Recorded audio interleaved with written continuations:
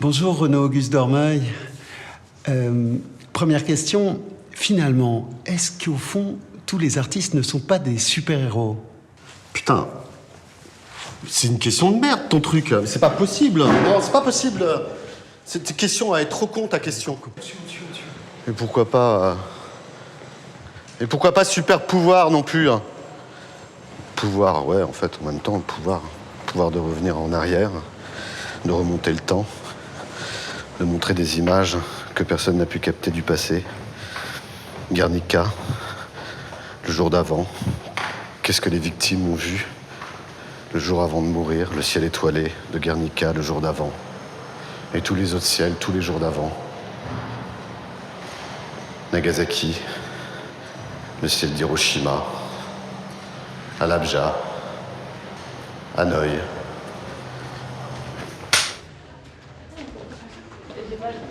Bonjour, merci à vous tous d'être ici. Je m'appelle Renaud-Auguste Dormeuil, voilà, je suis un artiste plasticien. Peut-être que vous avez quand même une ou deux questions sur le film. Vous êtes très intéressé du coup par les crimes de guerre ou ce genre de choses. Et là, en ce moment, aujourd'hui même, il y a plein de sujets qui peuvent être hyper intéressants à traiter. Donc est-ce que par exemple, vous avez des idées de projets qui peuvent être influencés par exemple, le génocide en Palestine ou ce genre de choses plus contemporaines? C'est une super bonne question parce que il y a peu de temps, justement, face à l'actualité qui nous entoure, je me suis dit, mais en fait, j'ai envie de refaire cette série-là, mais uniquement, en fait, avec des bombardements qui concernent des événements que j'ai connus moi.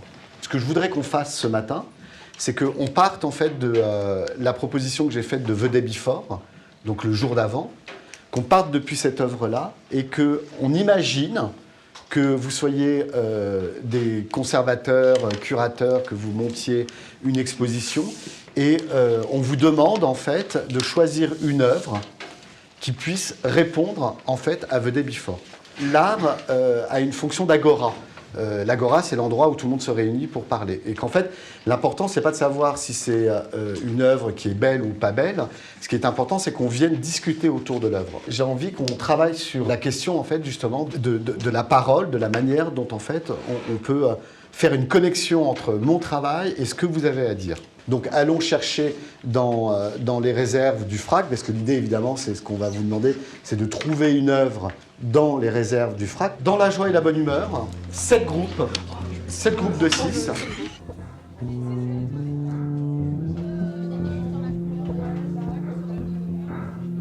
Et moi, j'aime beaucoup votre proposition, en fait, de la question de la foule, de la manière dont on va...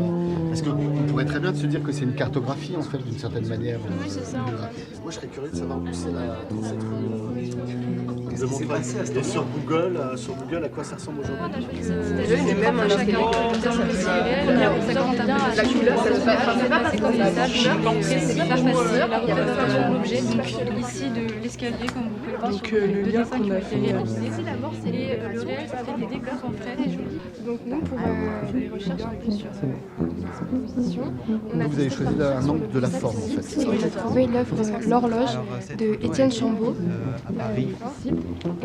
qui était produite entre 2005 et 2007. Et donc cette œuvre, elle se constitue d'un boîtier blanc. on a choisi par exemple avec le temps et particulièrement d'une rupture entre le avant et le après le bombardement.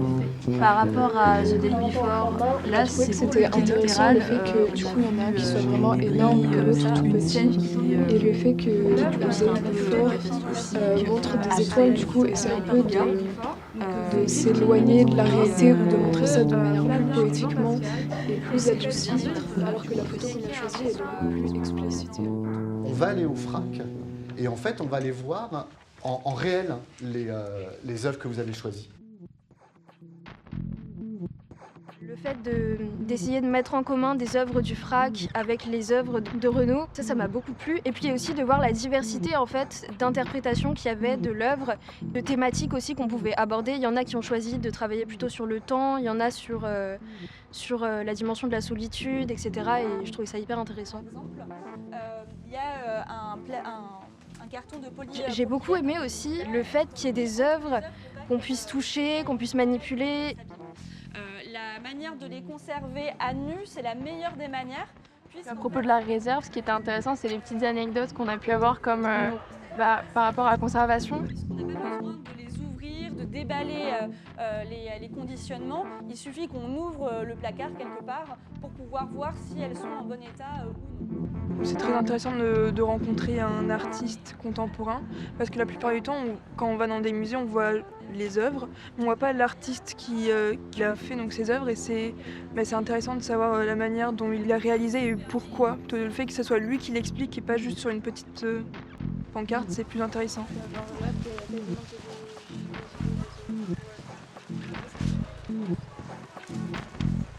Ça, c'est notre groupe. Eh ben, on va élargir encore un peu. Voilà, on peut les espacer un peu comme ça. Voilà. Exactement. Hein? Bon, on a bien bossé quand même, non? Vous trouvez pas? C'était cool d'être là? Ça vous a fait plaisir? Ouais, c'est bien, hein?